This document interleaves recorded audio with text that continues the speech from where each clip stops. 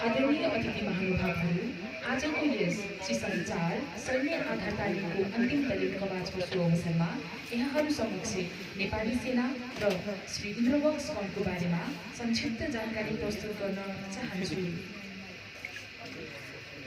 नेपालको एकीकरणदेखि नै राष्ट्र निर्माण र सुरक्षा कार्यमा नेपाली सेनाको योगदान अतुलनीय रहेको कुरा सर्वविदितै छ।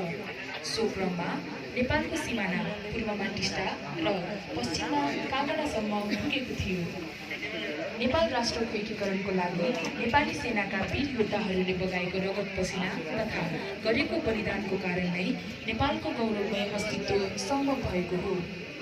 नेपाली सेनाको नाम खेतला सेना, तिरङ्गा सेना, गोर्खाली सेना, शाही नेपाली सेना हुँदै नेपाली सेनाको नामबाट परिचित र समयानुकूल परिमार्जित एवं परिष्कृत भई हालको अवस्थासम्म आइपुगेको छ।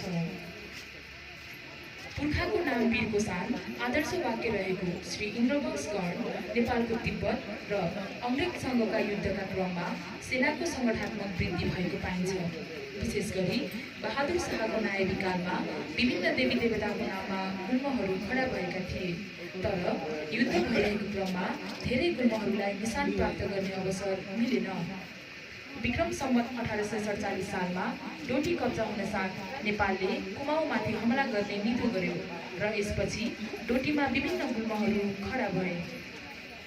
यसै सिलसिलामा श्री 5 महाराज धीराज रणबहादुर शाहको राज्यकालमा बहादुर शाहको आदेश बमोजिम बडा काजी अमरसिंह थापाले विक्रम सम्वत 1848 सालको फागुन 11 गते वसन्त पञ्चमीको दिनमा डोटी सिलगढीमा धार्मिक विधिविधानपूर्वक यस गुल्म खडा गरी बडावीर सेनापति शिवसिंह बस्नेतका कान्छा छोरा काजी धौकल सिंह बस्नेतलाई गुल्मपतिको जिम्मा लगाएका थिए।